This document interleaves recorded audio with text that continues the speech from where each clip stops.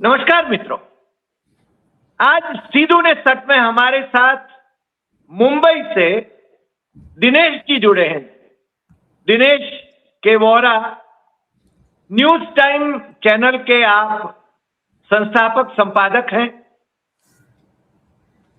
केंद्र सरकार में वरिष्ठ अधिकारी रहे हैं और आप इतने पॉपुलर हैं क्योंकि आपका रिसर्च बेस जो है देश और विदेश की खबरों में खबर देने के लिए, एनालिसिस करने के लिए, कि हमारे जो दर्शक हैं वो बड़े चाव से आपको सुनते रहते हैं। इसलिए हम आपसे अनुरोध करते हैं कि आप आज की सबसे बड़ी खबर जो है, पन्नू जो अमेरिका में है, नाम तो गुरपतवंत सिंह पन्नू है, उनकी हत्या के बारे में एक आदमी को हायर किया गया और वो केस वहां पर चला।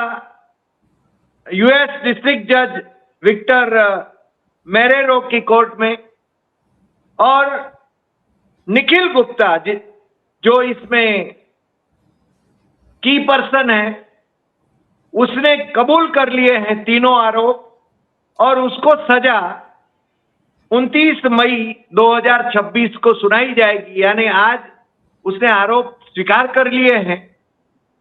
ये मेरे ख्याल से खालिस्तानवादी नेता हैं। कनाडा में निज्जर की हत्या के बाद में अमेरिका में पन्नू की हत्या की साजिश रची गई थी और ये पन्नू वही हैं जो कि खालिस्तानवादी हैं, इमिग्रेशन अटॉर्नी के नाते प्रैक्टिस करते हैं न्यूयॉर्क में रहकर। और हमारे दर्शकों को याद है कि जब ट्रंप साहब का स्वेरिंग इन या तो इनॉग्रल हुआ था, तब उनको फ्रंट रो में बिठाया गया था। हालांकि हमारे जो विदेश मंत्री जयशंकर थे वो पिछली रो में थे। तो आज इसके बारे में दिनेश जी से हम बात करेंगे। दिनेश जी के पास ताजा ताजा गरम गरम समाचार होते हैं और बहुत ही रिस्पॉन्सिबली बात करते हैं आप। तो दिनेश जी, आपका सीधू ने सच में स्वागत है और हमारे दर्शकों को बताइए कि ये माजरा क्या है। दिनेश जी, नमस्कार हरि भाई, धन्यवाद आपने आमंत्रित किया। मैं इतना बड़ा नहीं हूँ जितने आपने बड़े बड़े शब्द कह दिए। एक छोटा सा भारत का आम आदमी हूँ, कॉमन मैन हूँ सर मैं, बिल्कुल। और वो आर के लक्ष्मण का कॉमन मैन होता था ना, बाबूजी, मैं भी एक कॉमन मैन हूँ सर, बिल्कुल। तो प्रश्न तो बहुत बड़ा है। बड़ा प्रश्न इसलिए है कि इसमें एक प्रश्न आ रहा है जिसे कि आप क्या कहते हो कि डिप्लोमेटिक प्रेशर, यानी कि सिग्निफिकेंट डिप्लोमेटिक टेंशन है ये। और इसको एक नाम भी दिया जा रहा है कि Indian state sponsored assassination attempt on American soil. ये शब्द बहुत बड़े हैं, मैं आपको बताऊं जी। इसलिए बड़े हैं कि कोई भारत का आम आदमी अमेरिका में जाके किसी अमेरिकी नागरिक की हत्या का प्रयास करता है, ऐसा नहीं है। यहां पर जो हत्या या असैसिनेशन अटेम्प्ट जो है वो स्टेट स्पॉन्सर्ड है। जब कोई चीज स्टेट स्पॉन्सर्ड हो जाती है तो उसकी डायमेंशंस अलग हो जाती हैं। देखिए, गुरपतवंत सिंह पन्नू, उनकी अपनी थ्योरी है। हरदीप सिंह निज्जर जो इस दुनिया में नहीं है, उनकी हत्या कर दी गई थी, उनकी भी अपनी एक थ्योरी है। दोनों दोस्त भी थे। वो ठीक है, अपनी अपनी थ्योरी है। और इस किस्म के सेपरेटिस्ट मूवमेंट पूरी दुनिया में चलते रहते हैं, इसमें कोई नई बात नहीं है। तो ये कहना कि खालिस्तान का मूवमेंट जो है वो चल रहा है तो कोई एक दुनिया में अनोखा है, ऐसा कुछ नहीं है। बहुत सारे देशों में, बहुत सारे देशों के जो गुट हैं वो अपने देश के खिलाफ कुछ ना कुछ करते रहते हैं। उसके आधार जातीय हो सकते हैं, धार्मिक हो सकते हैं, वर्गीय हो सकते हैं, ज्योग्राफिकल हो सकते हैं, लैंग्वेज के आधार पर हो सकते हैं, जैसे बांग्लादेश अलग हुआ था। तो कई आधार हो सकते हैं जहां पे उनको एक सेपरेट आइडेंटिटी की जरूरत होती है। ये सेपरेट आइडेंटिटीज होती है ना, ये बड़ी खतरनाक होती हैं। इनको एक साथ रखना इतना आसान नहीं होता है। भारत जैसे विविधता वाले देश में, जहां बहुत सारी भाषाएं हैं, धर्म हैं, वर्ग हैं, जातियां हैं, सोच है, विचार है, बिलीफ सिस्टम्स हैं, तो वहां पे लोगों को एक छतरी के नीचे लेके चलना इतना आसान नहीं होता। तो आप कभी कभी लगेगा कि आप डंडे की चोट पे सब कुछ कर सकते हो जहां पे, लेकिन डंडा हमेशा नहीं चलता। सही अल्टीमेटली बात। फिर डंडे का परिणाम ये होता है कि वो राज्य बंट जाते हैं, उनमें दरारें पड़ जाती हैं, और जब वो दरारें पड़ती तो फिर वो भर नहीं पाती हैं। समाज ऐसे ही चलते हैं पूरी दुनिया में। पूरी दुनिया का इतिहास अब उठा के देखेंगे तो अगर हम हिंदुस्तान का खित्ता आप देख लें, जिसे साउथ एशिया भी कहते हैं, ना जाने कितनी बार टूटा फूटा जुड़ा, फिर टूटा फूटा फिर जुड़ा। ये एक सतत प्रक्रिया है जो इतिहास में चलती रहती है। यही क्यों, यूरोप में भी यही चलती रही, बाकी जगह भी जी। यही चलती रही। तो सारी दुनिया की ये एक जो है ना, ये एक प्रोसेस है जो चलता रहता है। कोई ये कहे कि ये फाइनली अब 2025-26 में सेटल्ड हो गया, तो ऐसा कुछ नहीं है। ये अभी भी सेटल्ड नहीं है, अभी भी अनसेटल्ड है। क्या युगोस्लाविया नहीं टूटा अभी? क्या सोवियत संघ नहीं टूटा? क्या सूडान नहीं टूटा? क्या चेकोस्लोवाकिया नहीं टूटा? कितने कंट्री टूटे हैं? या इंडोनेशिया नहीं टूटा? क्या उससे ईस्ट तिमोर अलग नहीं हुआ?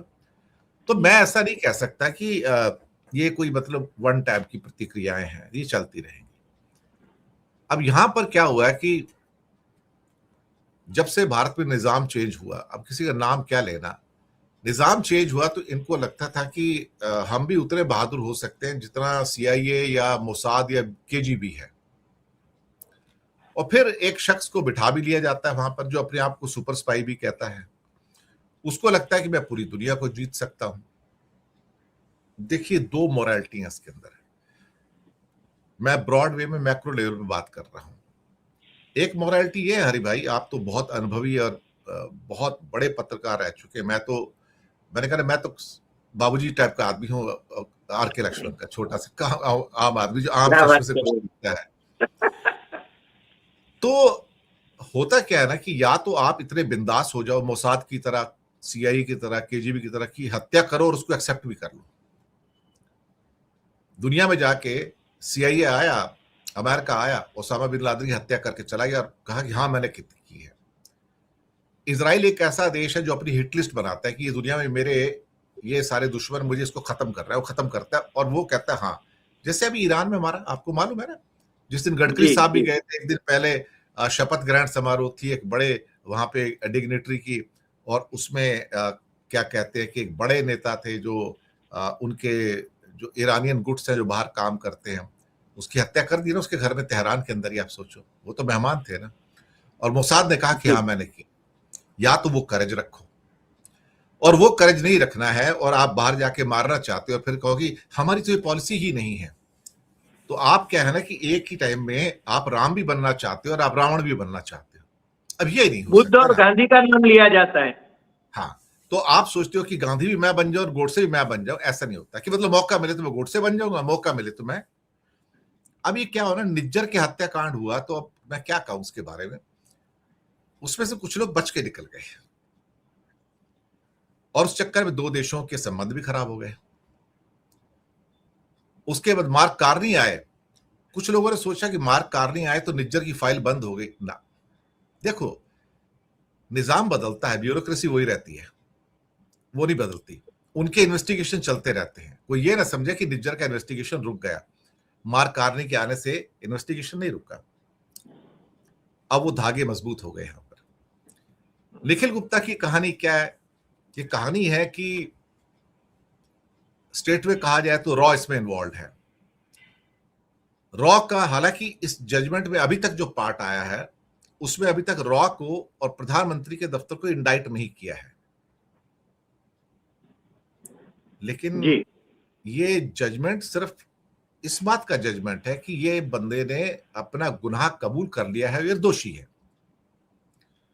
जजमेंट आया कहां अभी? पूरा जजमेंट तो आना बाकी है, जो 29 मई 2026 को आएगा। अब उसमें बहुत सारे धागे निकलेंगे, एक एक करके तार जो है, सारा इन्वेस्टिगेशन, सारा डॉक्यूमेंटेशन, वो सारी मेल्स, वो सारे मैसेजेस। तो एक शख्स है साहब, रॉ का ऑफिसर है जिसका नाम है विकास यादव। तो दर्शकों तक मैं ये बात पहुंचा दूं। विकास यादव के साथ सौदा किया जाता है $1 लाख का, आज की डेट में 90 लाख रुपए का, जी कि भाई साहब आपको अमेरिका के अंदर ये बंदा है जिसका नाम है गुरुपतवंत सिंह पन्नू, इसकी हत्या करनी है। तो विकास यादव रॉ का एजेंट है, वो तो सरकारी अफसर है, उसके बाद इतने पैसे कहां से आएंगे? तो इसके पैसे कहां से आते हैं? इसके पैसे जाते हैं सीक्रेट सर्विस फंड से, जिसको एसएसएफ कहा जाता है। सीक्रेट सर्विस फंड बड़ी कॉमन सी चीज है कि मोसाद हो, सीआईए हो, केजीबी हो, या भारत में इवन डीआरआई हो, सीबीआई हो, या आपका रॉ हो, इन सब के पास फंडिंग रहती है, अच्छी खासी फंडिंग रहती है, करोड़ों की नहीं अरबों की रहती है सर, मैं आपको बता दूं। और जी। किसी किसी के पास तो अरबों से ऊपर चली जाती है, बिलियंस ऑफ डॉलर्स में चली जाती है। ओ इंडिया की बात कर रहा हूं मैं, 5,000 10,000 करोड़ मामूली बात है सर, ऐसा कुछ वो नहीं है। तो ऐसे में अब तुम्हारे सामने टारगेट था। हालांकि इंडिया के ऊपर पहले भी इल्जाम आ चुके हैं पाकिस्तान से कि कई लोग जो है रॉ ने मरवाए हैं यहाँ पर, जो उनके दुश्मन थे। अब मुसीबत ये है कि पाकिस्तान के साथ हम क्या कहते हैं, मार भी देते हैं, फिर कहते हैं हमने तो नहीं मारा, और फिर कहते हैं हाँ हम घुस के मारेंगे। ये भी बात निकल आती है बीच में कि ये जी नया भारत है, घुस के मारता है। चलो मारो भैया, अच्छी बात है, घुस के मारो, और अंदर घुस के मारो, हमें क्या फर्क पड़ता है। अब साहब विकास यादव रॉ के ऑफिसर हैं, ये अपना कॉन्ट्रैक्ट दे देते हैं। कहानी वैसे सबको पता है। वो कॉन्ट्रैक्ट पकड़ते हैं एक जिसका नाम है निखिल गुप्ता का। निखिल गुप्ता से कहते हैं भाई अमेरिका में बंदा मरवाना है, तो यार तू एक काम कर, इतने पैसे मिलेंगे। उन्होंने कहा ठीक है, सेटल्ड मामला। अब $1 लाख में विकास यादव ने तय किया मामला। अब वो रॉ का बंदा है, उसके पास $1 लाख थोड़ी आएंगे सब, उसको तो कोई देगा ना। अच्छा, रॉ तो किसी मंत्रालय के अंडर में नहीं आता ना, रॉ तो प्रधानमंत्री के अंडर में आता है ना। रॉ शुरुआत से ही पीएम के अंडर में, वो होम मिनिस्ट्री में भी नहीं है सर, वो जी अमित शाह के अंडर में नहीं आता, वो सीधा, क्योंकि ये विदेश से ताल्लुक रखता है ना। बराबर। अब साहब विकास यादव एक ट्रस्टवर्दी पर्सन होगा, रॉ का विश्वसनीय पर्सन होगा। इसका मतलब इस बड़े प्रोजेक्ट से पहले भी कई प्रोजेक्ट एग्जीक्यूट कर चुका होगा। एम आई राइट सर? ऐसे किसी नए आदमी को तो गुरुपतवंत सिंह पन्नू को मारने के लिए आप किसी ऑफिसर को नहीं कहोगे ना। इसका सही बात। मतलब कि ट्राइड एंड टेस्टेड है ना वो। और या ट्राइड एंड टेस्टेड देश में हुआ है विदेश में हुआ है ये नहीं पता, लेकिन कहीं तो है। वैसे भी इस सरकार के नाम पर बहुत सारी देश में भी हत्याएं सिर पर, इल्जाम तो है ही ना, प्रूव हो ना हो अलग बात है।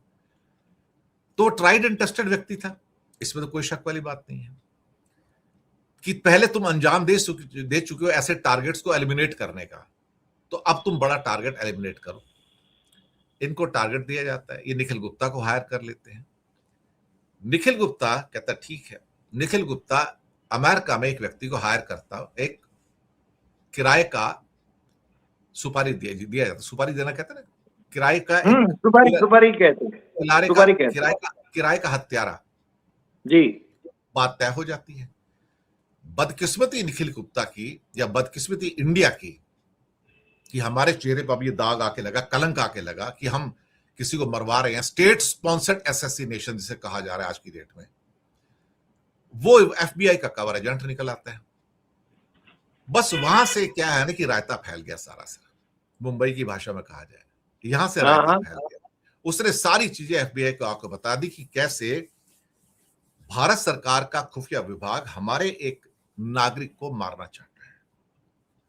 उसके अंदर बहुत सारी उनकी बातचीत है, तो सारे रिकॉर्ड्स हैं उनके पास, उनके मैसेजेस हैं मोबाइल के ऊपर, अलग अलग किस्म के जो सोशल मीडिया के अकाउंट हो सकते हैं उसके द्वारा मैसेज दिए गए, वो सारे वेल डॉक्यूमेंटेड हैं। और उसके अंदर एक खास बात यह भी कही जाती है कि जब 20 जून के आसपास प्रधानमंत्री जी वहां पर होंगे, खासतौर से अमेरिका में होंगे, तो आपको ना इसको नहीं मारना है। अच्छा, प्रधानमंत्री जब वहां नहीं मार रहे? हाँ, 20 जून 2023 को जब उनका दौरा है वहां पे 2023 का, तो तब आपको पन्नू को नहीं मारना है। लेकिन मुसीबत ये होती है कि उसी के आसपास निज्जर की हत्या हो जाती है। कनाडा में निज्जर की हत्या हो जाती है।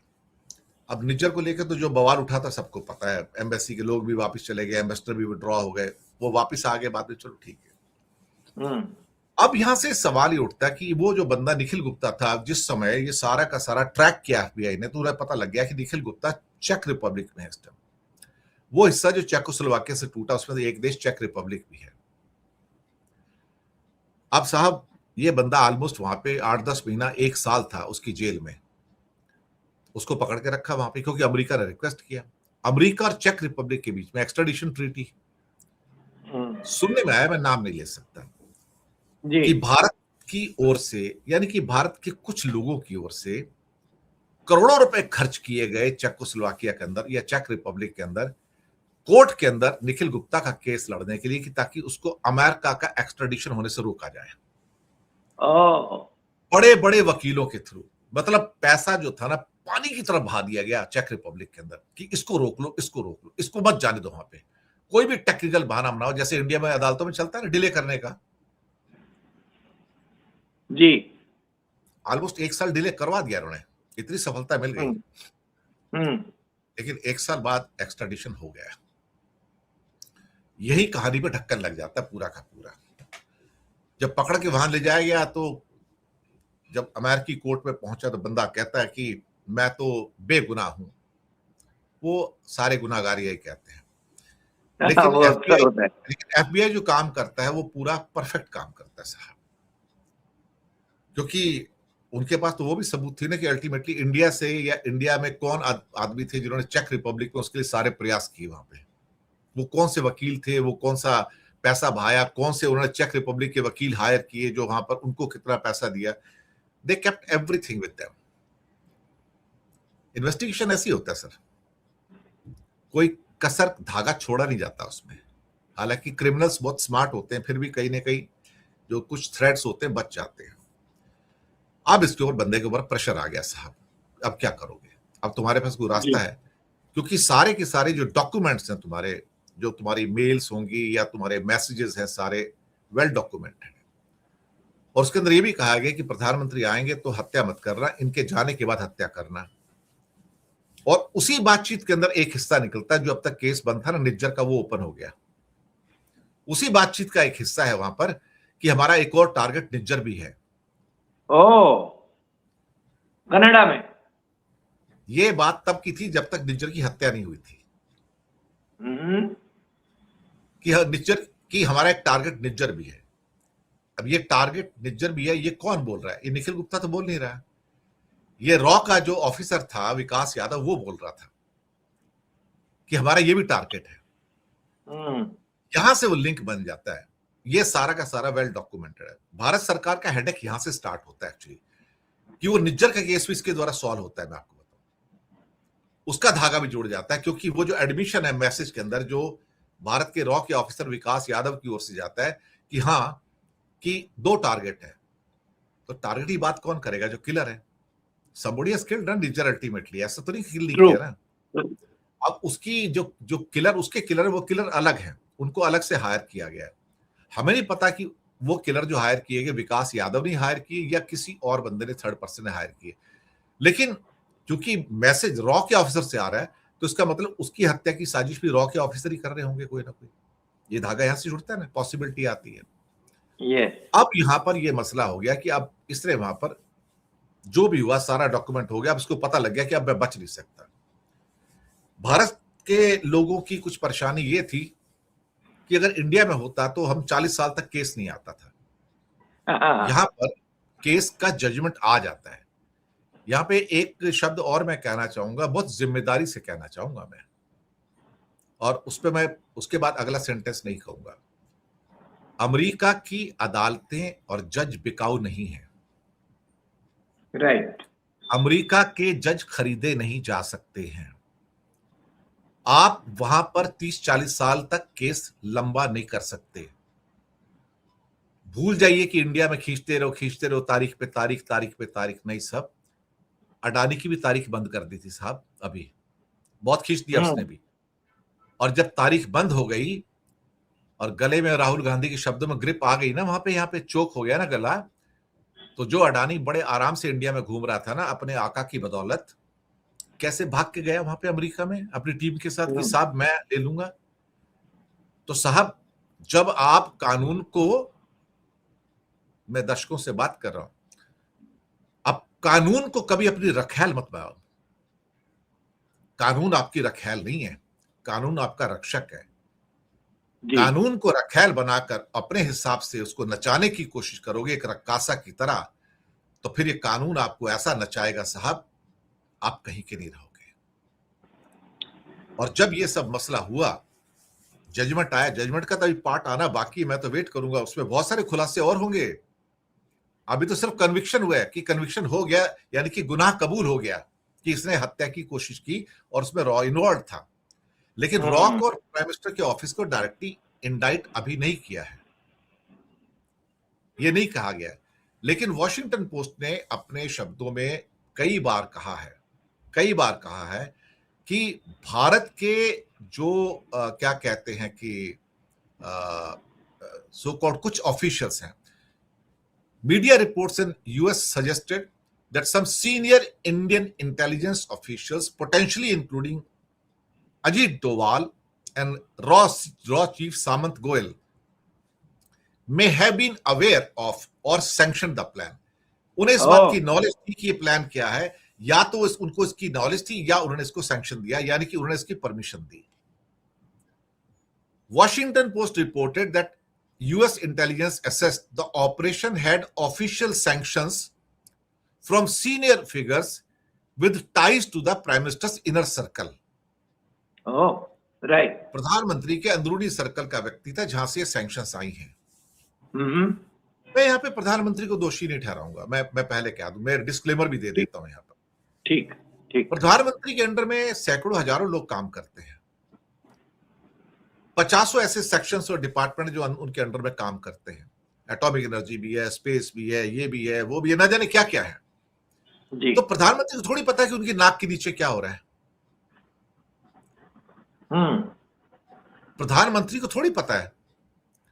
लेकिन जब घटना घटी थी और उसके बाद शायद प्रधानमंत्री जी का एक इंटरव्यू आता है फाइनेंशियल टाइम्स के साथ, जहां तक मेरी याददाश्त है, एक रिटन इंटरव्यू है, मतलब क्वेश्चन भेज दिए गए थे, वहां से आंसर भेज दिए गए थे। वो अक्सर उनका यही होता है। वहां से पूछा गया था कि ये पन्नू हत्याकांड में आपके बंदे पकड़े गए हैं रॉ के, और इस ढंग से तब तक ये फैसला हुआ नहीं था। तो तब मोदी जी का उसमें आंसर था कि देखिए, भारत और अमेरिका की जो भागीदारी है बहुत बड़ी है, बहुत मजबूत है। ये छोटे छोटे इरिटेंट्स उसको जो होते हैं ना, वो डीरेल नहीं कर सकते। उसको छोटे छोटे इरिटेंट कह के पीछे कर दिया। लेकिन कहीं ना कहीं उस बात का शायद एडमिशन था, छोटे छोटे इरिटेंट की, इरिटेंट हुए हैं। अब ये इरिटेंट बड़े हो गए हैं। जो पहले छोटी सी एक खुजली थी ना, अब वो जख्म बन गया है। ये फर्क है उसके अंदर। अब रही बात की चेतावनी कैसी आ रही है। सबसे पहली चेतावनी आती है एफबीआई की। चेतावनी किसके लिए है, उन शब्दों पे गौर कीजिएगा। Message from the FBI should be very clear, quote unquote में कह रहा हूं, ये पूरा मैसेज उनका है जी।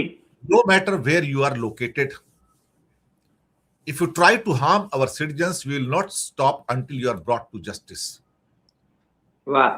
दुनिया में तुम कहीं भी हो, तुम जो मर्जी ट्राई कर लो, लेकिन अगर तुम मेरे नागरिकों को नुकसान पहुंचाना चाहते हो तो दुनिया में तुम कहीं भी हो, मैं तुम्हें घसीट कर यहां जस्टिस की टेबल पर लेके आ जाऊंगा। ये एफबीआई का मैसेज है। सर बीच में इंटरप्ट कर रहा हूं, बीच में इंटरप्ट कर रहा हूं सर। जी सर। सर बीच में इंटरप्ट कर रहा हूं, दर्शकों को यह बता दूं कि दिनेश जी इंटेलिजेंस विंग में भी काम कर चुके हैं भारत सरकार की, इसलिए वो जो कह रहे हैं वो समझने लायक है जी। दिनेश जी वो काम कर रहा अपनी जगह पे, उसको जाने दीजिए उसको, ठीक है। नहीं, मॉडर्न ऑपरेंडी आप भली भांति जानते हैं। हाँ, लेकिन मुसीबत ये है कि जो ये हुआ है ये अनफॉर्चुनेट है। It's a failure of the person who is executing this project. वो नौसिखिया है। जो लोग ये करने की कोशिश कर रहे हैं वो लोग नौसिखिया हैं। जी। जब निज्जर की हत्या हुई थी, मुझे अभी भी याद है, निज्जर की हत्या के बाद काफी लोग इंडिया में खुश भी हुए थे कि एक टारगेट मिल गया, खत्म हो गया।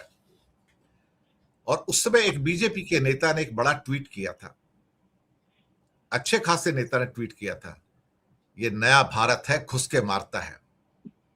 लेकिन थोड़ी देर में उसके रियलाइज मास्टर। हुआ कि पाकिस्तान के लिए तो वर्ड ठीक था, कनाडा के लिए ये शब्द यूज करना, ये तो एडमिशन हो गया कि मैंने निज्जर को मारा है। एब्सोल्युटली, कह रहा था, एब्सोल्युट। सही हो गया इसका मतलब। तो बीजेपी के अंदर में जब उन्हें पता लगा कि ऐसा ट्वीट आया, तो वो तो मेरे को चढ़ के बैठे होंगे उसके ऊपर, ये तो बेवकूफ क्या कर रहा है भाई, you are admitting that you have killed him, you are admitting that India has killed it, ये नया भारत है, अंदर घुस के मारता है। वो तुरंत वो ट्वीट हटा दिया गया वहां से बाद में। ये पाकिस्तान के लिए तो ट्वीट चल जाता है सर बड़े आराम से, घुस के मारो, यहां मारो, वहां मारो। लेकिन अगर आप कहते हो कि मैंने कनाडा में घुस के मारा उसको, तो this is admission of your crime sir, कि तुमने इसको मारा इसको। ये दिक्कत हुई सर। यहां से ना बहुत सारी डायमेंशंस निकल के आ रही हैं सर। ये डायमेंशन खतरनाक है, मैं आपको बताऊं। फिर मैं उसी पहली लाइन पे आ जाता हूं कि जी। This will cause a significant diplomatic tension as it implies an Indian state sponsored assassination attempt on American soil. और यहां से अमेरिकन कहते हैं कि तुम्हारी हिम्मत कैसे पड़ी कि तुम मेरे देश में आके मेरे ही नागरिक को मारोगे। अब जैसी ये घटना घटती है पन्नू के निखिल गुप्ता के पकड़े जाने की, यहां से एक डेवलपमेंट होता है इंडिया में। जी। वो डेवलपमेंट ये होता है कि विकास यादव को बचाया जाए। विकास यादव के खिलाफ एक नकली केस बनाया जाता है, जो मेरी इंफॉर्मेशन नहीं है, मतलब मेरी सोच है ये, ताकि उसको इंडिया में एक क्राइम में इन्वॉल्व व्यक्ति दिखाया जाए कि किसी का अपहरण कर लिया, किसी का पैसा खा गया, कुछ कर लिया, इस टाइप का एक केस बना दिया और उसको गिरफ्तार कर दिया गया दिल्ली पुलिस के द्वारा। अचानक फिर उसको बेल भी मिल जाती है थोड़े दिन के अंदर। उसके बाद वो गायब हो जाता है। वो ऐसे गायब हो जाता है जैसे पुलवामा का देवेंद्र सिंह। अब उसे एसपी। दिखाया जा रहा है कि अब उसको दिखाया जाता है कि वो फरार है। अब सर यहां पर एक समस्या आती है कि अमेरिका अब आपसे कहने जा रहा है कि भाई साहब उसे एक्स्ट्राडाइट करो, उसका प्रत्यर्पण करो वहां पे, क्योंकि ये बंदा अपराधी है। सिर्फ निखिल गुप्ता ही अपराधी घोषित नहीं हुआ सर, विकास यादव भी अपराधी घोषित हुआ इसमें, because he is also person who is involved in the crime sir. भले वो अमेरिका में नहीं था, but he is party to crime. जब वो पार्टी टू क्राइम है तो उसकी भी तो सजा आएगी ना 40-50 साल की। जी। अब वो कहेगा कि तुमने हमारे नागरिकों को अमेरिका में मारने की कोशिश की है, तुम इसको एक्स्ट्राडाइट करके भेजो, फरार है तो ढूंढो। यहां का इनका कानून ये कहता है कि अगर उसके खिलाफ कोई केस चल रहा है, जब तक वो केस सॉल्व नहीं होगा और वो उसकी सजा पूरी नहीं कर लेगा, तब तक हम एक्स्ट्राडाइट नहीं करेंगे। विकास यादव का केस खुलेगा ही नहीं, तारीख पे तारीख पड़ेगी और अगले 20-30 सालों तक उसका कुछ नहीं होगा। और साहब वो अमेरिका कभी एक्स्ट्राडाइट नहीं होगा, लिख के रख लीजिए, क्योंकि वो अगर अमेरिका एक्स्ट्राडाइट हो जाएगा तो फिर उसमें ना जाने कौन कौन से नाम निकल के आ जाए। फिर वो जो डैमेज होगा, उस डैमेज से कौन निपटेगा सर?